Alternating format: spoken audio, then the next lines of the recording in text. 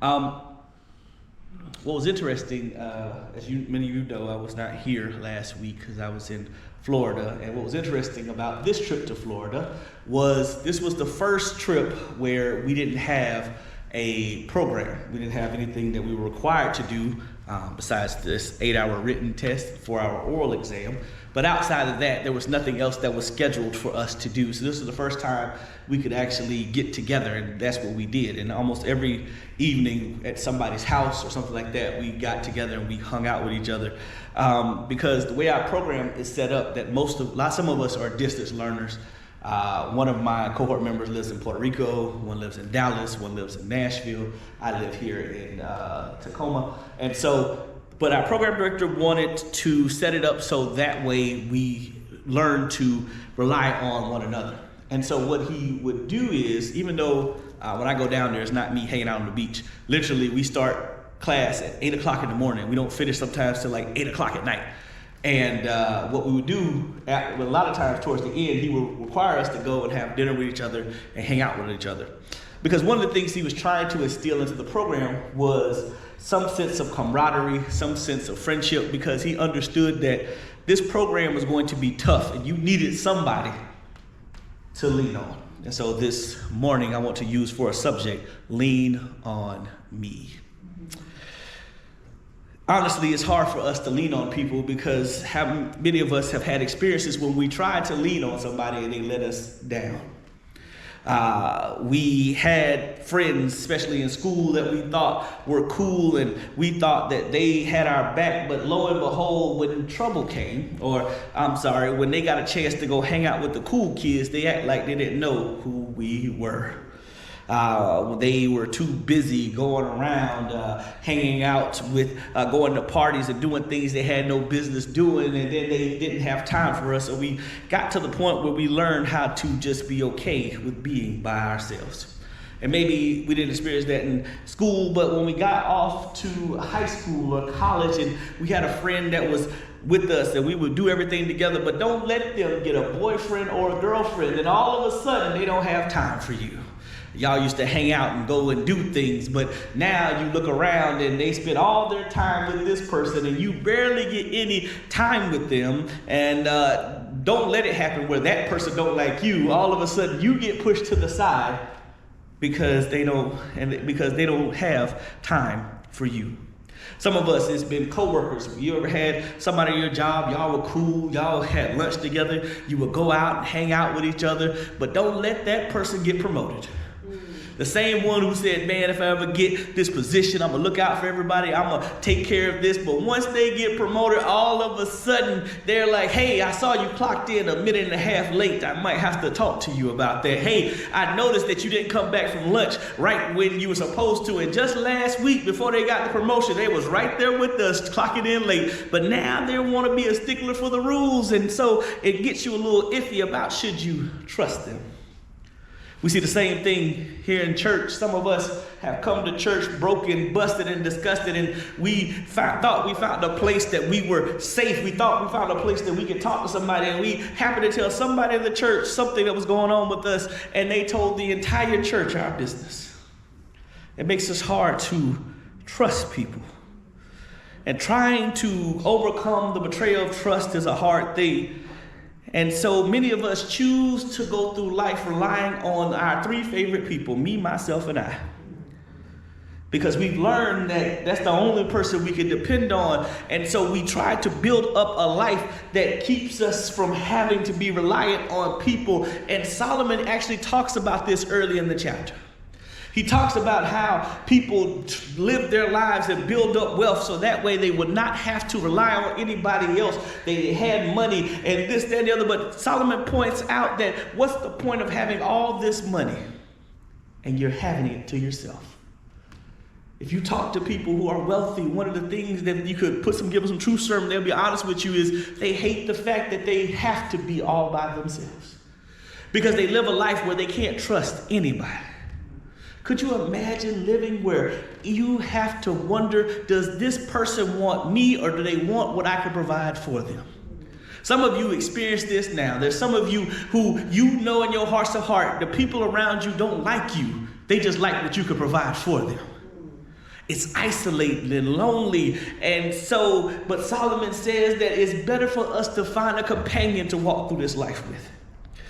We've been told here in America that all you need is finances, all you need is stuff and money, and I'm sad to tell you that when you die, no one's backing up a bricks truck and burying you with all your stuff. I don't care how much you appreciate your card collection, your car collection, or your stamp collection. Once you go, them kids gonna take all that stuff and give it to Goodwill and act like it didn't even matter. I got over 150 books downstairs, and I promise you, they won't see the light of day once I go. They will be thrown in a box somewhere and just give it away. Liz is probably already planning it now. Because we've been told here in America that he or she who collects the most stuff wins. But it's not the stuff that you collect. It is the memories and the relationships that you collect. That's the things that matter. It is when you're gone and your friends can tell good stories about how you looked out for them and cared for them. No one's going to get up here and tell at your funeral or memorial service about how many cars you sold, how good you were at business, how well you were at solving problems at the job. They're going to tell about how you looked out for them, how you cared for them, how you made them feel. We have got it mixed up and think that finances is the only thing that matters. And so, why are friendships so important? I'm glad you asked. Point number one, it gives us a bounty. So we have here is Solomon. Solomon is David's youngest son, and he was lifted up to the throne after David's death. And Solomon was a young man when he took over, and God asked him, said, Solomon, ask for anything and I'll give it to you. And Solomon asked for wisdom. So God said, I'm going to give you wisdom and I'm going to give you finances and peace. And so Solomon had one of the longest, most peaceful rule in all of the kings of Israel. And so Solomon is writing Ecclesiastes towards the end of his life. So imagine if you have been rich and powerful all your life. This is a rich, powerful man. Now is an old man looking back over his life, looking at some things. And one of the things that he notices is that it is better that two is better than one. So what Solomon is saying is that it is better for us to be together and it is to do things alone. Now I know many of you don't like people to help you. I admit to that. When I'm in the kitchen, get out of the kitchen. If I'm cooking, I don't need your help. I don't need your comments. I don't care about your expertise in this area. If it's something that I need you to do, I will call you in to do that one mission and you scurry on. Let me handle this, all right? Let me cook, okay? But as Solomon points out, right? He says, two is better than one because they get a reward for their toil. Some of us, have you ever been on a group project and there's always that one person in the group that does absolutely nothing and gets an A? Yeah. You're always looking at that person like, they did nothing through the group project, but they also get the same grade. So, and I understand that we've experienced that, but have you ever found somebody that y'all can work in tandem together? They got this and you got that, and you both come together and you accomplish a whole lot more. And so what we have to understand is that it's not that we can do, it's not for us just to do by ourselves, but we need somebody who can help us carry the load.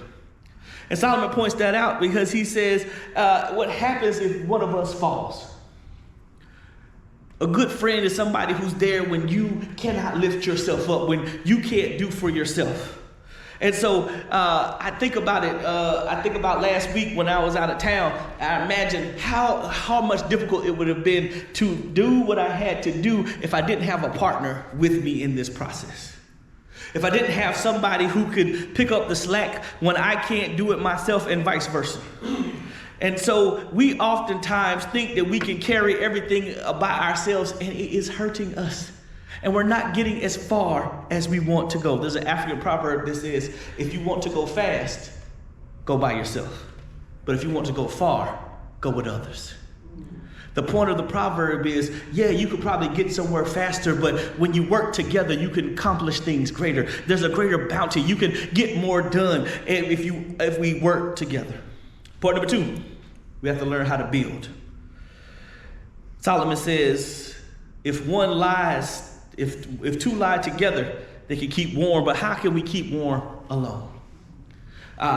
I don't know about you, but usually in most relationships, there's always somebody in a relationship that's always cold. There's always somebody whose feet feel like icicles, and they feel the need to put their cold behind feet on the person that's warm. And their number one comment is, but you're always warm. But that don't mean I want your cold feet on me. That don't mean I want you touching me with your cold hands. Keep them, buy you some gloves and some socks. Keep that to yourself. But notice that when you and somebody else are together, y'all can keep each other warm. To tell a story, there was one time where the heat went out in one of the parcelages we were living in. And we didn't know what to do, but we all gathered together in the bed. And as we were all together, we was able to, even under one blanket, keep each other warm. It's hard to keep warm by yourself. I've spent some cold nights in the military. It's hard on the cold ground, even in a sleeping bag, to keep warm by yourself. Now, I wasn't cuddling up with nobody else, but the idea of being by yourself sometimes leaves us cold. And because some of us have been by ourselves so long, we've become cold. We've become to the point that we can't even think about how to get warm. What Solomon is getting at is that when you can come together, you can build something. You can build at least some warmth between one another. And point number 3. He says that we can bind ourselves together. I forgot to change that. Then he goes on to say, gives an example of people fighting. Now, back when I was in school, right? They don't do this now. But back when I was in school, we had this family. And nobody really dealt with this family or gotten any kind of altercations with this family, because if you got into an altercation with one of them, you had to battle all of them. And they were like 60 deep. So people left this family alone because they understood if you mess with one, you got to mess with all of them. Right? That's the way they operate. They basically was a gang, but they was all related. And so what we understand is that if you get into an altercation, usually 2 people could overpower one person. Usually. Now, I've seen videos where you mess with the wrong person, you know. But what Solomon is getting at is that you can prevail when 2 of you can come together. When y'all can combine y'all forces, you can overcome anything. It's the same thing in a marriage. When both of y'all come together and y'all unite and y'all are one, there's very little that can take you down, because you got each other's back. In the military, we had this expression saying, I got your 6, meaning I got what's behind you. You don't have to worry about what's behind you because I got that covered. It'd be nice for some of us to understand that we had somebody that had our back. And then, because what we understand is that when somebody has your back, it helps you to go further. Now, I'm a sports fan. I love basketball, right? And I tell people all the time, it's hard to beat a good team. Individuals you can beat, but it's hard to beat a really, really good team. And, you know, let's see, Allen Iverson is one of my favorite basketball players of all time, right? Not saying he's the best, he's my favorite. 2 different things, right? But even as great as he was, he couldn't go far without a team around him. And no matter how great you think you are, you can't get anywhere without a team behind you. It's when we bind ourselves with others that we become strong. That's why he closes out by saying, a cord of 3 strands is not easily broken. Now, some of you have seen giant ships. If you see big old ships, you'll notice a lot of times there's a rope that's connecting the ship to the dock. If you look at that rope, those rope is made up of tiny individual strands that are all braided together. And when they come together, that's what gives that rope the strength to be able to secure a giant ship to the dock. Could you imagine if we in the church individually all began to come and work together? Can you imagine the things that we could hold on to if we were anchored in God? If we would bind ourselves to one another, how much further could we go? This reminds me of a story. So in the wintertime, I forgot what part of the ocean it is, you'll see this strange phenomenon. And you'll see these things called spider crabs. Now, some of y'all might know these because you want to crack their legs open and eat them. But these spider crabs tend to come in wintertime. They will come together, right? And so they'll come together from all different parts. They're usually pretty individual creatures, but as soon as this moment comes, they all begin to come together. And so what they would do is they come together and they begin to form these hundreds of thousands, form these big old mounds, right? And so they would get into these giant mounds, and they're not coming to mate, they're not coming to fight. They're actually coming to help one another. So every year around this time, spider crabs begin to molt. If you don't know anything about crustaceans, a crustacean can't grow outside of its shell. And so in order for it to grow, it has to get rid of the old shell and grow into something new. And so what they end up doing, what these spider crabs would do, is they build these giant mounds together.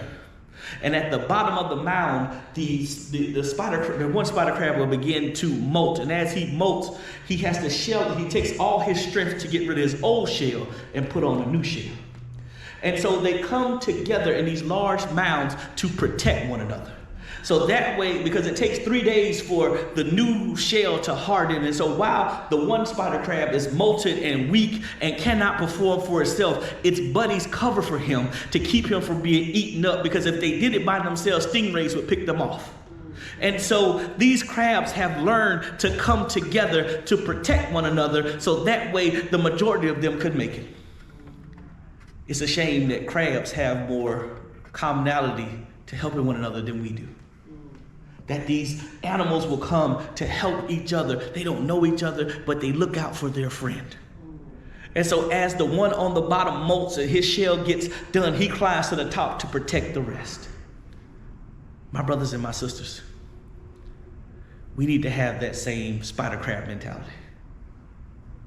We need to be willing to work together so that way we can all succeed.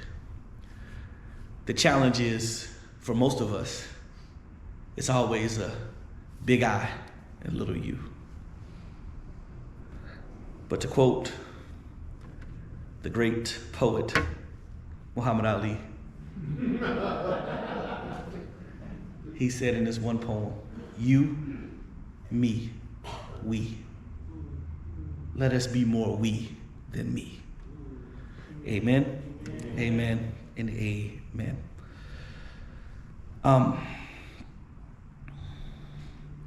One of the